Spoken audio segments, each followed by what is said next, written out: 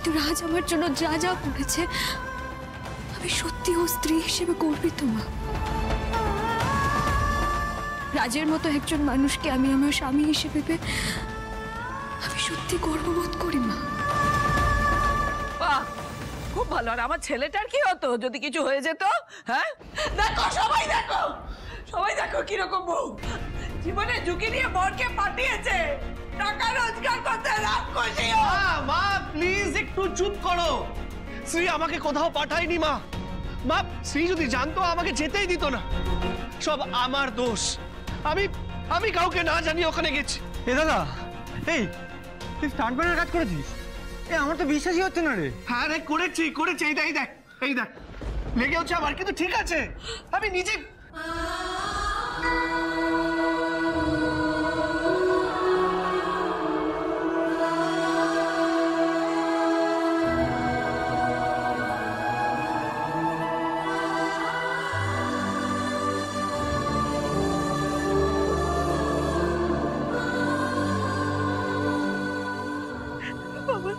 লেগেছে কোথায় না বাবা? লেগেছে? কিচ্ছু হয়নি মা। মানে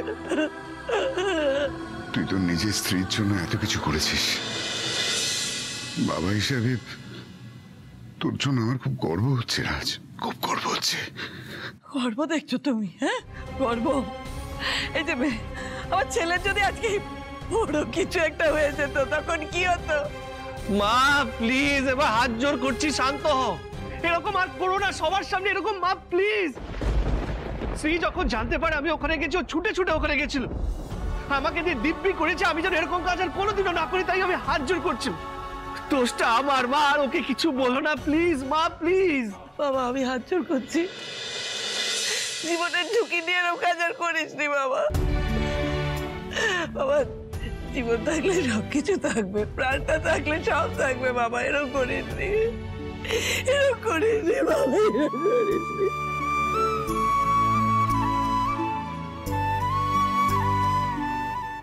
আমি বুঝতে পেরেছি বাবা, তোর ওই বউ ওই শাড়ি চাই বলে নৃত্য করেছে, সেই জন্য তুই এটা করেছিস। কিন্তু তোর কিছু হয়ে গেলে আমি বাঁচবো না বাবা। এরকম কাজ করেছিস তুই।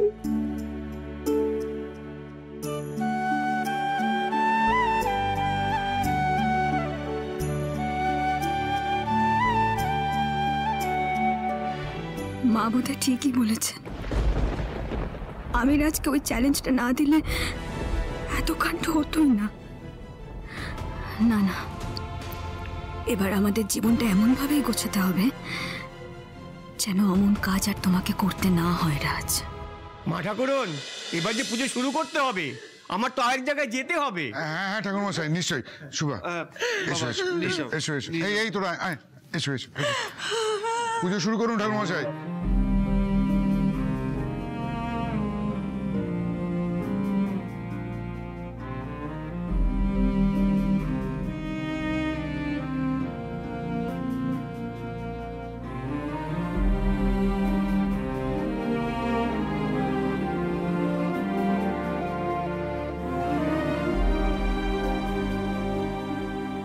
তদ্বিষ্ণু পরমং পদাং সদা পশ্যন্তি সুরজ দেবী বচক্কুরীদম।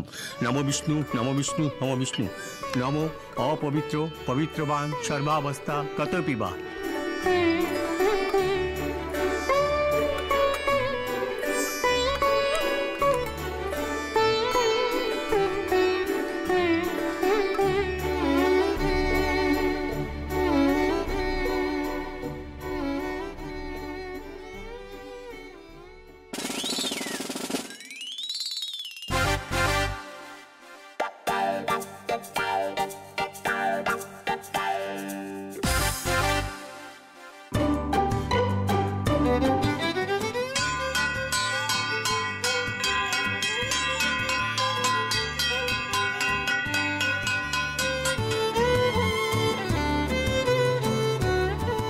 অপয়া মেয়েটা মনে হচ্ছে আমার থেকে সবাইকে কেড়ে নেবে,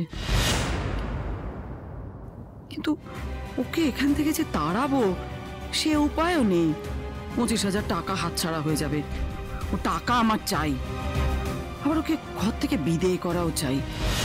এমন কিছু একটা করতে হবে। কাকু তুমি কিছু একটা করো, আবার রাজটার এমন একটা হিললে করো যাতে সাপও মরে আবার লাঠিও না ভাঙে। দেখো ঠাকুর, দেখো দেখো দেখো ঠাকুর। এবারে শান্তির জল দেওয়া হবে। ওম বিষ্ণু নারায়ণ সংসার।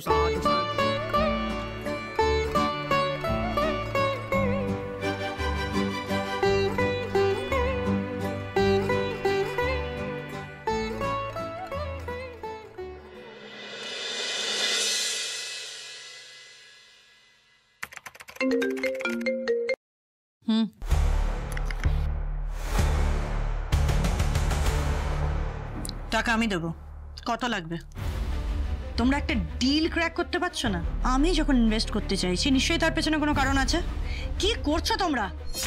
তোমাদেরকে না অফিস থেকে বের করে দেবো আমি। হোয়াট? দেবে না? কি বলছো? Sold out. Okay, in that case ওদের পুরো গ্যালারিটা কিনে নাও। আমার যখন ওই 8 পিসটা চাই তখন চাই, আর সেটা তুমি খুব ভালো করে জানো।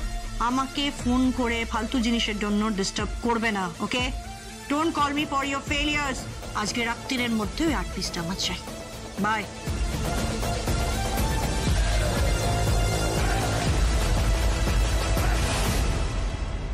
May I come in?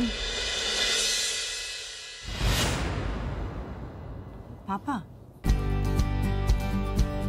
পাপা অনেক কাজ আছে, তুমি এখানে চুপচাপ বসবে, নো টক, ওকে?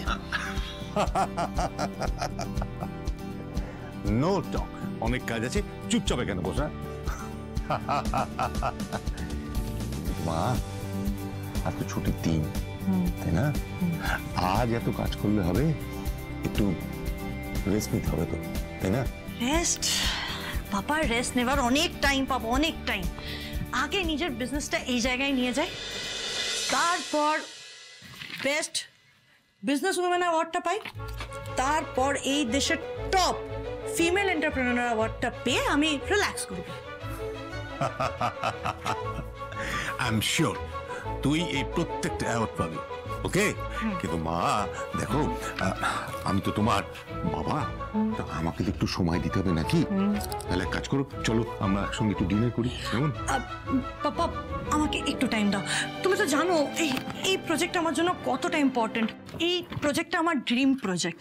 আসলে তাই নয়, কালকে ইনভেস্টরদের সাথে মিটিং আছে, আমাকে প্রেজেন্টেশন রেডি করতে হবে, আর আমি এই ডিলটা ক্র্যাক করতে চাই। আমি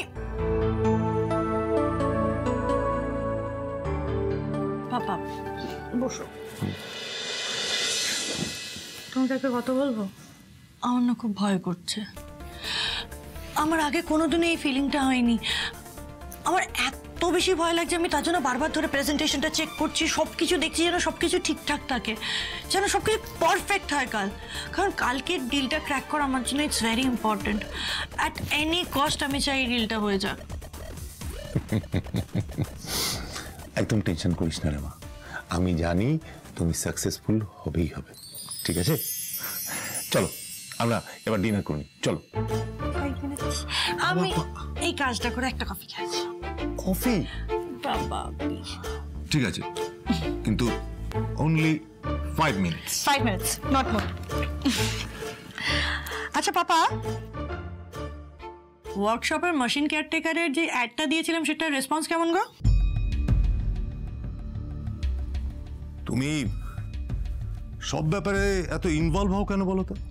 পার্টিকুলারলি এই ব্যাপারটা দেখার জন্য আমার কোম্পানিতে এইচআরে তিনজনকে আমি মাস মাইনে দিয়ে রাখি, এগুলো তাদের দেখার কথা। তুমি এগুলো নিয়ে টেনশন করো না। আচ্ছা তুমি আমাকে কি ভাবো বলো তো? মাথাটা এইটুকুনি হতে পারে, কিন্তু এটা হার্ড ডিস্কে না অনেক মেমোরি আছে, ওকে? বুঝেছি, আর পাকা পাকা কথা বলতে হবে না, তাড়াতাড়ি এসো। 5 মিনিটস। ওকে, আসবো? Come in. এই যে দিদি। আচ্ছা তুই কি বলতো, তুই কি নির্বোধ? তোকে কতবার বলেছি আমাকে দিদি বলে ডাকবি না, আমাকে ম্যাডাম বলে ডাকবি। আমি তো দিদি নই, কল মি ম্যাডাম। ম্যাডাম, আপনার ব্ল্যাক কফি।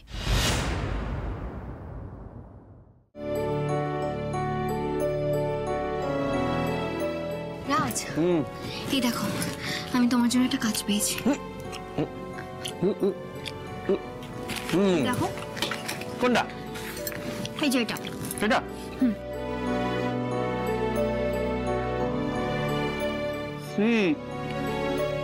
মানে আমি মেশিনের কেয়ারটেকারের কাজ করব? রাজ, আমি তো সারা জীবনের জন্য এই কাজটা তোমায় করতে বলছি না। দোস্তি, না না না না, এইসব আমার দ্বারা হবে না। এই যন্ত্রপাতি দাঁড়বান হয়ে আমি থাকতে পারবো না। তুমি বলেছিলে বলে আমি চাকরি করার চেষ্টা করেছি তো, কিন্তু এই 10টা 5টা এই ব্যাপারটা আমার দ্বারা হবে না। দেখো শ্রী, আমার লক্ষ্য আলাদা, স্বপ্ন আলাদা। না, আমি আমার স্বপ্ন এই 10টা 5টার জীবনে না বিসর্জন দিতে পারবো না, এটা বোঝার চেষ্টা করো। আমিও চাই না তুমি তোমার স্বপ্নগুলো বিসর্জন দিয়ে দাও। যেহেতু তুমি যন্ত্রপাতি নিয়ে কাজ করতে খুব ভালোবাসো, তাই আমার মনে হয়েছে এই কাজটা করলে হয়তো তোমার ভালো লাগবে। মেশিন সম্পর্কে কত কিছু জানতে পারবে, নতুন নতুন অভিজ্ঞতা হবে, নলেজ বাড়বে। আর রাজ, কোনো অভিজ্ঞতাই তো জীবনে ফেলে দেওয়ার মতো হয় না। একবার চেষ্টা করে দেখো না, ভালো লাগবে। মানে চেষ্টা করতাম, মানে যদি গাড়ির কাজ হতো তাহলে তাও একটু ভাবতাম, কিন্তু এটা কি কথা রাজ? তুমি একজন মেকানিক, শুধু গাড়ি কেন, প্রত্যেকটা যন্ত্রপাতির ব্যাপারে তোমার ইন্টারেস্ট থাকা উচিত।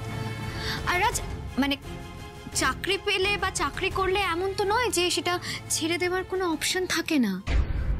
না মানে ধরো যে ওরা আমার উপরে কোনো জাদু করলো, ওরা আমার উপরে এমন জাদু করলো যে আমি ওই 10টা 5টার কারখানায় বন্দী হয়ে গেলাম, তখন একটু আবল তাবল বকাটা একটু বন্ধ করবে? না না, আমি আবল তাবল কথা বলছি না।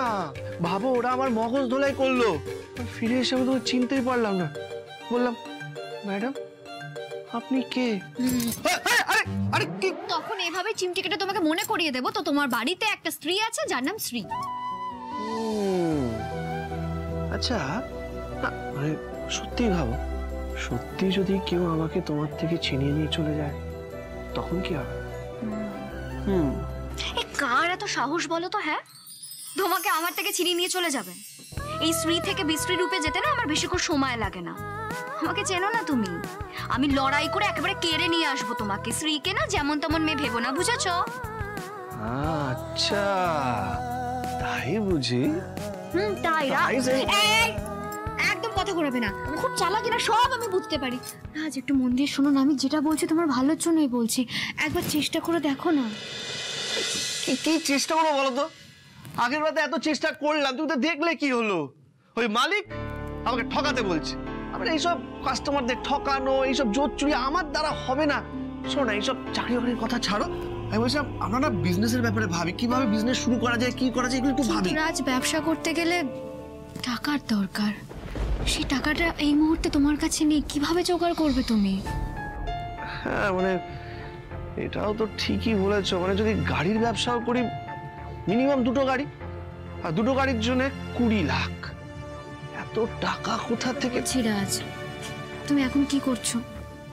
আজ এই গ্যারেজে কাজ করছো, কাল কোনো একজনের ল্যাপটপ ঠিক করে দিচ্ছ, পরশু অন্য কারো গাড়ি চালাচ্ছ।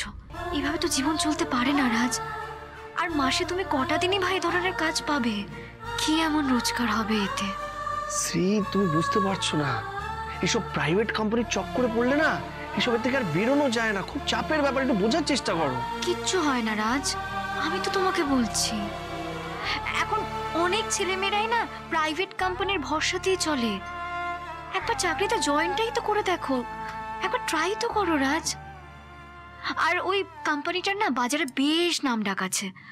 ওখানে গেলে অনেক নতুন নতুন মানুষদের সঙ্গে তোমার আলাপ হবে, পরিচয় হবে। হয়তো এমন কাউকে তুমি পেয়ে গেলে যে সত্যি তোমার গুণের কদর করলো, যে তোমার আইডিয়াটা শুনে তোমার ব্যবসায় ইনভেস্ট করতে চাইলো। এমন কাউকে তো তুমি পেয়ে যেতেই পারো ওখানে, তাই না?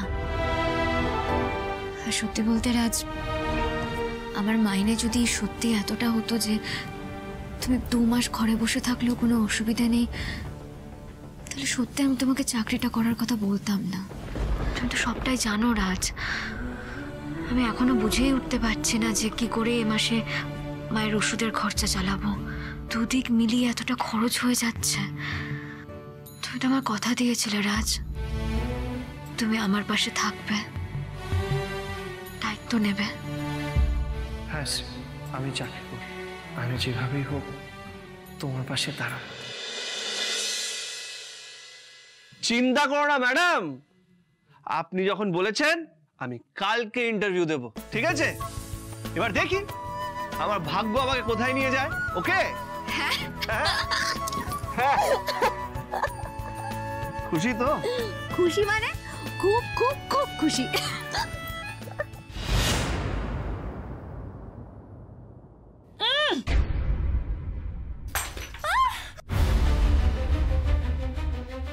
একটা কাজ ঠিক করে করতে পারো না? এটা কি? হ্যাঁ, এটা কফি না গরম শরবত? চিনি দিতে কে বলেছিল?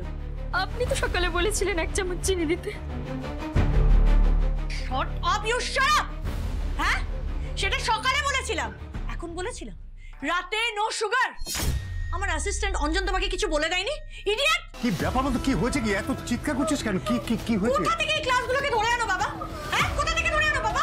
বাবা গো, পড়ে গেলাম গো। আমি বুঝতে পারি না, কাজের নামে কিচ্ছু করতে পারে না, নাটক করছে। You get up! এই দাঁড়া লেগে যাবে, পায়ে লেগে তুই এদিকে এখানে এসে দাঁড়া। আরে কি হয়েছে? এত কান্নাকাটির কিসের? আর ঠিক আছে, একটু লেগেছে পায়ে, ওখানে ওষুধ আছে, গিয়ে লাগিয়ে নাও, যাও ওঠো। স্যার, আমি আর কালকে থেকে কাজে আসবো না। পেটের দায় কাজ করে ঠিক, কিন্তু আমাদেরও তো একটা মান সম্মান আছে। এইভাবে চোট নিয়ে তো আর বাড়ি ফিরবো না। আর 10 টাকার কাজ করে 3 টাকা যদি ওষুধেই যায়, তাহলে তো আমাদের চলবে না।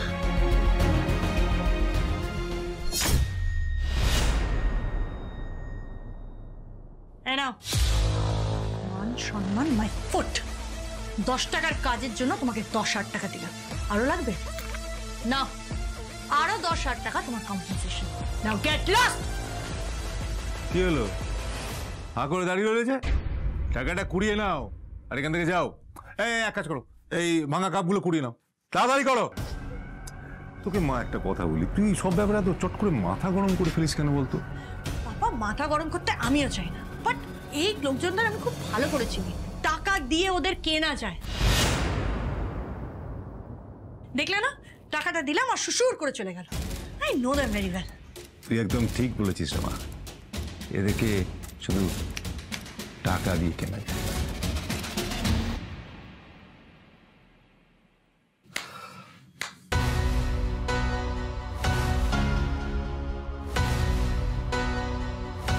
চাকরি? শেষ অবধি আমাকে চাকরি করতে হবে আমার স্বপ্নগুলোর বিসর্জন দিয়ে? কি আদৌ পারবো? একটা জঘন্য জালিয়াত ছেলে। কি বলেছিলি তুই? শুধরে যাবে? হ্যাঁ, 3 মাস কেন, 3 জন্মেও শুধরাবে না। মেয়ের জীবনটা পুরো নরক বানিয়ে দিয়েছো, তোমার লজ্জা করে না? তোমাকে কোনোদিনও ক্ষমা করবো না, আর কোনোদিনও ভালো হবে না রাজ।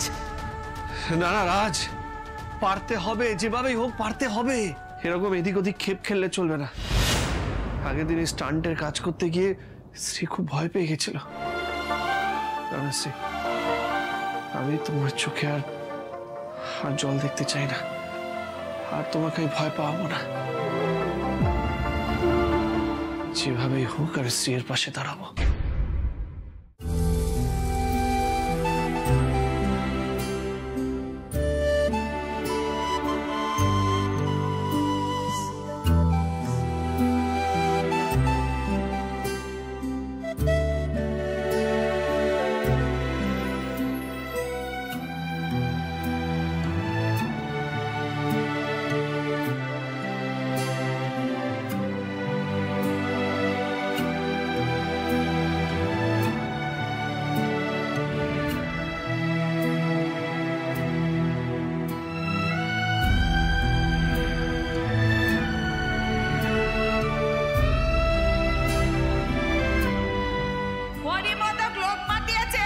কচুরি ভাজা হলো? হ্যাঁ মা, হয়ে এসেছে।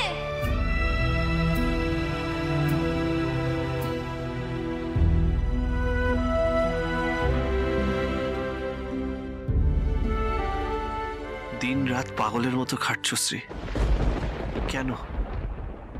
কার জন্য করছো? আমার জন্যই তো।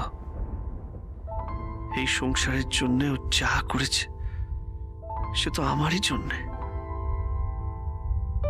নিজের বাড়ির লোকের সঙ্গে লড়াই করে যাচ্ছে আমার পাশে থাকবে বলে। তুমি এত ভালো কেন? এবার দেখো, আমিও ভালো হয়ে যাব শ্রী, তোমার যোগ্য সঙ্গী হয়ে উঠব।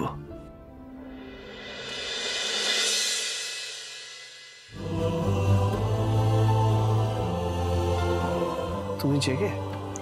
শুয়ে পড়ো, হ্যাঁ শুতেই যাচ্ছে। পাশে এসে শো। না মানে তুমি ক্লান্ত হয়ে আছো, আর কিছুক্ষণে সকাল হয়ে যাবে। আর আমি পাশে শুলে তুমি হাত পা ছড়িয়ে ঘুমোতে পারবে না, অসুবিধা হবে। রাজ, স্ত্রীর পাশে স্বামী থাকলে স্ত্রীর কোনো অসুবিধা হয় না। সত্যি, তুমি না ছেলে মানুষই রয়ে গেলে। যাও বালিশটা নিয়ে এসো। হ্যাঁ